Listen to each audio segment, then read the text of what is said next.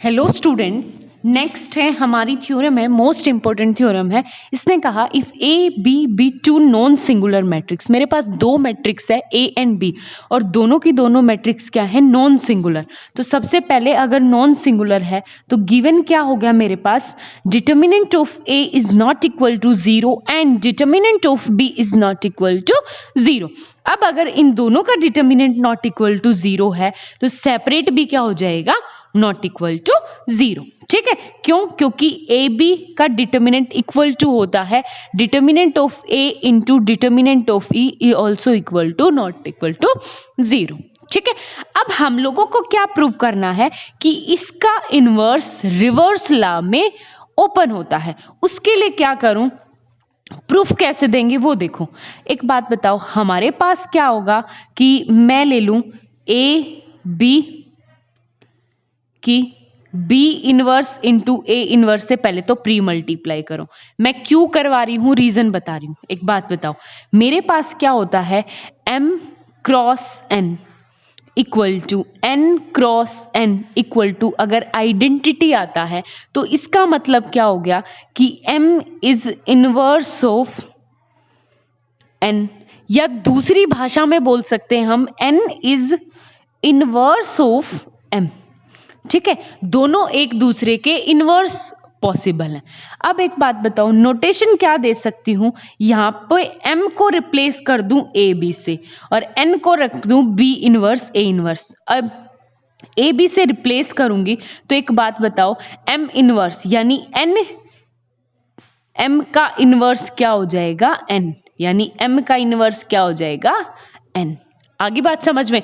तो m क्या हो गया ए बी और ए बी का inverse equal to B inverse A. ठीक है, इस तरह करेंगे। अब आप लोगों को क्या करना है, सबसे पहले मैंने प्री मल्टीप्लिकेशन करवाई। अब एक बात बताओ, मेरे पास जो वो होती है क्या, मैट्रिक्स मल्टीप्लिकेशन हमेशा एसोसिएटिविटी लॉ को होल्ड करती है। तो a into B inverse A inverse as it is, b into B inverse क्या आ गया, आइडेंटिटी। तो a into identity A inverse, identity के साथ मल्टीप्लाई करो फिर से सेम मैट्रिक्स, तो a इंटू ए इनवर्स, ये क्या आ गया फिर से आइडेंटिटी आई एन। तो इक्वेशन दे दो फर्स्ट। पहले मैंने प्री करवाई, अब पोस्ट करवाते हैं। B inverse A inverse into A B equal to same as it is A inverse क्या आ जाएगा, ए इनवर्स इंटू बी क्या आ गया,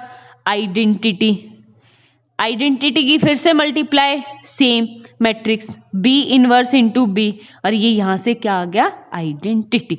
अब बाय इक्वेशन फर्स्ट और सेकंड हमारे पास क्या आ गया कि इनकी मल्टीप्लिकेशन हमारे पास M N equal to N M equal to identity. M क्या है ए बी, एन क्या है बी इनवर्स ए इनवर्स, इसका मतलब क्या आ गया M inverse equal to N.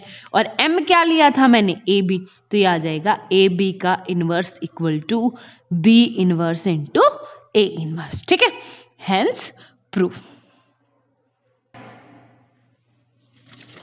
देखो नेक्स्ट थ्योरम है हमारी, बहुत अच्छी सिंपल सी थ्योरम है, 2 लाइन की थ्योरम है। इसने कहा कि if A is a non singular matrix, अगर ए नॉन सिंगुलर है इसका मतलब क्या होगा कि determinant of A is not equal to 0, क्योंकि A is a non singular matrix. हमें प्रूव करना है कि इनवर्स अपोजिट करो या पहले डिटर्मिनेंट करो, डिटर्मिनेंट निकाल के फिर इनवर्स निकालो, दोनों क्या होंगे, सेम होंगे। ठीक है, अब एक बात बताओ, सबसे पहले हमारे पास क्या होता है a into A inverse equal to identity I n होता है। ठीक है, दोनों तरफ डिटर्मिनेंट ले लो, डिटर्मिनेंट ले लिया, जैसे ही मैं डिटर्मिनेंट लेती हूं तो अपोजिट खुल जाता है, तो a into determinant of A inverse equal to identity का हमेशा क्या होता है 1। और ये क्या है, मेरे पास एक नंबर है, determinant of matrix always a number, तो मैं क्या ले लूं, नीचे डिवाइड में ले आऊं 1 अपॉन डिटर्मिनेंट ऑफ ए, और 1 अपॉन ए होता है, इसका मतलब ए इनवर्स, तो ये क्या हो जाएगा डिटर्मिनेंट ऑफ ए का इनवर्स, ये हो गया। ठीक है, हेंस प्रूव। बहुत छोटी सी थ्योरम है बट पेपर में बहुत बार आती है 2-2 नंबर में। ठीक है, आप देखो नेक्स्ट थ्योरम है हमारे पास, prove that adjoint of prove that, हमें क्या प्रूव करना है कि adjoint of a non singular matrix is non singular. देखो सबसे पहले गिवन क्या दे रखा है, गिवन ये दे रखा है कि एक स्क्वायर मैट्रिक्स है ए और वो नॉन सिंगुलर है, यानी डिटर्मिनेंट क्या आएगा मेरा, नॉन जीरो। और मेरे को टू प्रूफ क्या करना पड़ेगा, क्या दिखाना है कि अगर मैं मैट्रिक्स का एडजॉइंट कर लूं ना, वो भी क्या होगा, नॉन सिंगुलर होगा, यानी adjoint of A also not equal to zero. हमें ये प्रूफ करना है, ठीक है। अब एक बात बताओ, प्रूफ के लिए सबसे पहले सिंपल सी हमने पहले रूल कर चुके हैं, जो मैंने आप लोगों को बताया था। हमारे पास क्या होता है, a into adjoint of a equal to क्या होता है, determinant of a into identity in, ठीक है, होता है। अब दोनों तरफ क्या ले लूं, डिटर्मिनेंट ले लूं, क्या लिखेंगे, taking determinants of both side, दोनों तरफ मैं डिटर्मिनेंट लूंगी तो ये होगा determinant of A into adjoint of A determinant equal to determinant of A into identity I, ठीक है। ये है, ये चीज क्या हो जाएगी मेरे पास, determinant of A into determinant of adjoint of A, ठीक है। ये राइट साइड सॉल्व करनी है। राइट साइड कैसे सॉल्व करनी वो देखो, एक बात बताओ, डिटर्मिनेंट ऑफ ए तो क्या है, कोई भी नंबर है, नंबर हुआ, यानी अगर मैं इसको रिप्लेस करूं तो मैं के लिख सकती हूँ, के कोई भी नंबर है, और मेरे को निकालना है डिटर्मिनेंट ऑफ के इंटू आइडेंटिटी आई एन, ठीक है। और आई एन का मतलब होता है डिटर्मिनेंट के, आइडेंटिटी 0 0 0 0 के 0 0 0 0 0 के 0, और मैं n क्रॉस की मैट्रिक्स ले रही हूं, n क्रॉस n की मैट्रिक्स, ठीक है। अब एक बात बताओ, ये तो n क्रॉस n की मैट्रिक्स है। अब मैं एक छोटा सा एग्जांपल लेके बताती हूँ तुम्हें 3 क्रॉस 3 का। 3 क्रॉस 3 की लूँ तो k 0 0 0 k 0 0 0 k, ये किसकी है, मेरी 3 क्रॉस 3 की मैट्रिक्स है।